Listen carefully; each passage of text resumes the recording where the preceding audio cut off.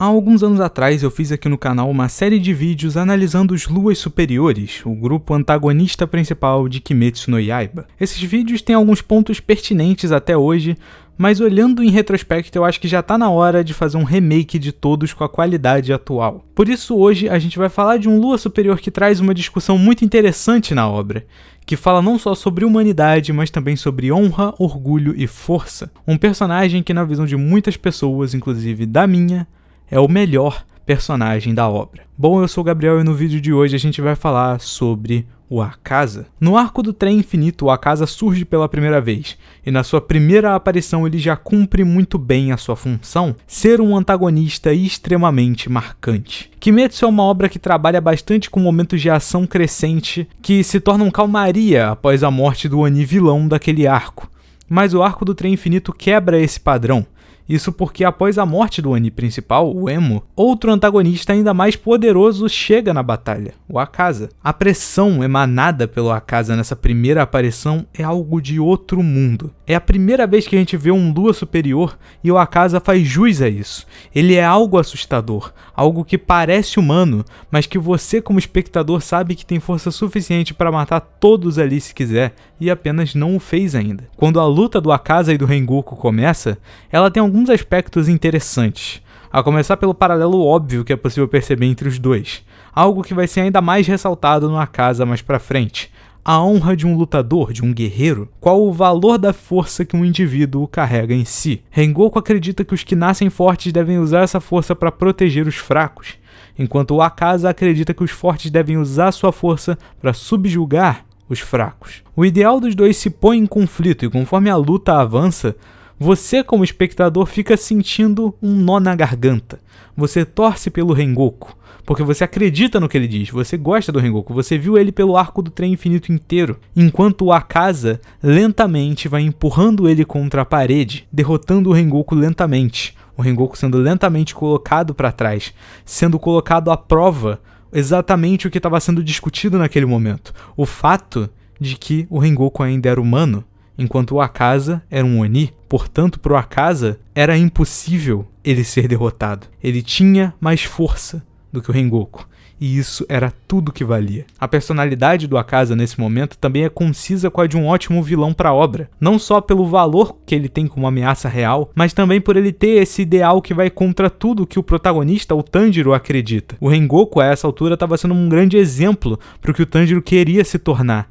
Então o Akaza chegando nesse momento como um obstáculo, como uma parede central para esse objetivo, é uma forma muito boa de desafiar o ideal do protagonista. Depois do Akaza ter vencido o Rengoku, o Tanjiro se põe na frente dele, o desafiando e o chamando de covarde, algo que o ofende profundamente. A primeira aparição do Akaza é uma ótima forma de apresentar um vilão, como eu disse anteriormente.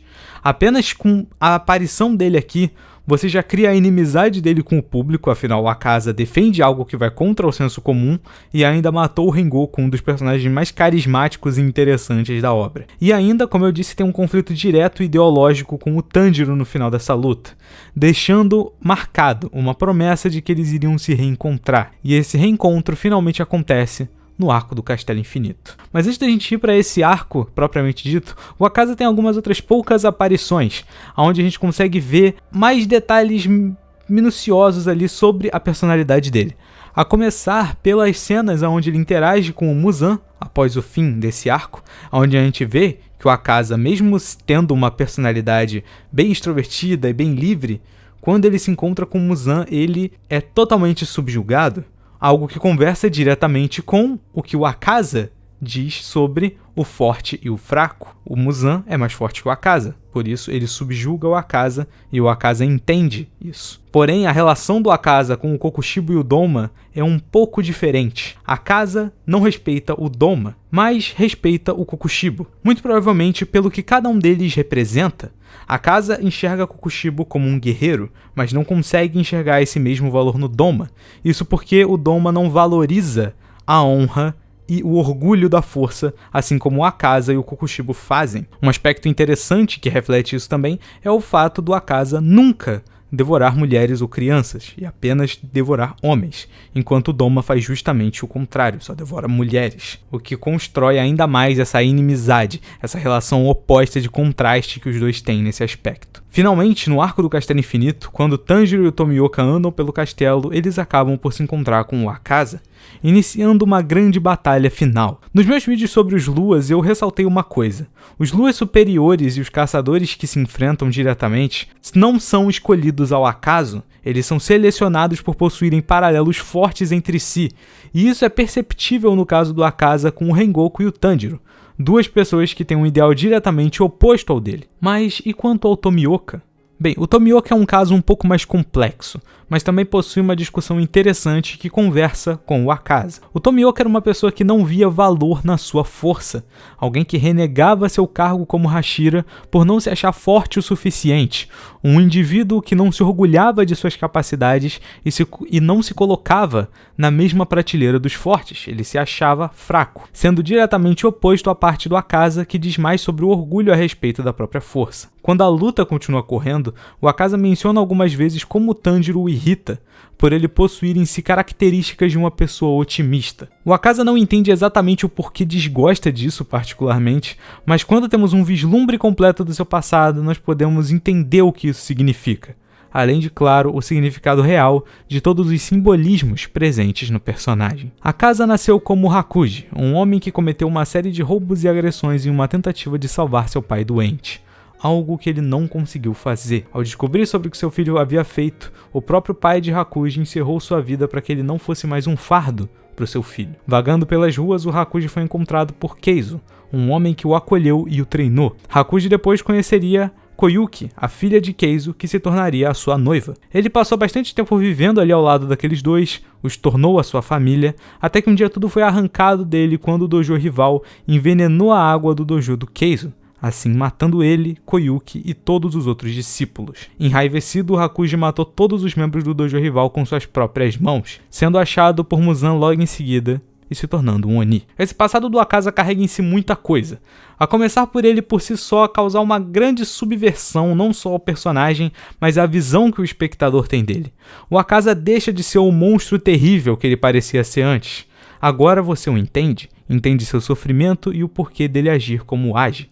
Entende o porquê dele não gostar do otimismo do Tanjiro, porque isso lembra de seu mestre Keizo, que tinha uma personalidade semelhante. Entende o porquê o Akaza lutar unicamente usando suas mãos, porque esse era o estilo de luta que o Keizo ensinou a ele no dojo. Akaza possui um Kekijutsu próprio para quebrar espadas. O dojo que envenenou a sua família era um dojo de luta de espadas. Além disso, a sua aparência como Oni e o seu Kekijutsu também guardam alguns ecos interessantes do seu passado. O corpo do Akaza é coberto de listras pretas, essas que em seu tempo como humano eram tatuagens marcadas em pessoas que cometiam crimes, para que todos que vissem as marcas soubessem do perigo que aquela pessoa representava. O seu Kekijutsu é uma bússola representada em um padrão de floco de neve. E o nome da Koyuki, a noiva do Akaza, tem o kanji de neve na sua composição. Além dela tem em seu design um enfeite de cabelo com o mesmo padrão de floco de neve. O fato disso ser colocado em uma bússola na habilidade do Akaza é interessante porque representa justamente o fato da Koyuki ter sido uma guia em direção à vida melhor, ter sido a bússola que indicou o caminho correto quando ele era humano e até mesmo depois dele se tornar um Oni. Por outro lado, seus ataques têm nomes baseados em fogos de artifício, refletindo os mesmos fogos que ele prometeu ver com a Koyuki no passado. Por fim, a gente tem a sequência final da luta, onde após o Akaza ser decapitado pelo Tanjiro, ele continua a lutar mesmo sem cabeça. Essa cena é muito mais do que só uma demonstração de poder, ele é uma demonstração de sentimento. Quando o Hakuji se tornou Akaza e perdeu sua humanidade, ele também perdeu tudo o que ele era agarrado, sendo agora fixado apenas por sua força e poder, pela vontade de lutar e pelo orgulho de ser um lutador forte. Por isso, quando ele é decapitado, o corpo dele tenta, de todas as formas, se agarrar ao que ainda tem, ao poder. Por isso ele continua lutando sem a cabeça, quase que de forma automática. O que faz ele voltar assim no último momento é justamente a alma da Koyuki, a única que conseguiu de alguma forma conversar com o Hakuji e não com o Akaza. enxergar o pouco de humanidade que ainda tinha por debaixo da força imparável que o corpo dele representava naquele momento. Eu diria inclusive que o Akaza tem o fim mais honroso entre todos os Luas superiores. Akaza é o único que não é vencido de fato. Ele escolhe ter o seu fim naquele momento ao mirar o seu ataque final em si mesmo. O Akaza finalmente compreende o que lhe foi dito, tanto pelo Tanjiro quanto pelo Rengoku. A força não é tudo. O laço com os outros ao seu redor também é importante. No fim, ter algo para proteger é o que realmente dá significado à honra de um guerreiro. Mas acho que por hoje é isso. Deixa o like, se inscreve até o próximo vídeo e falou!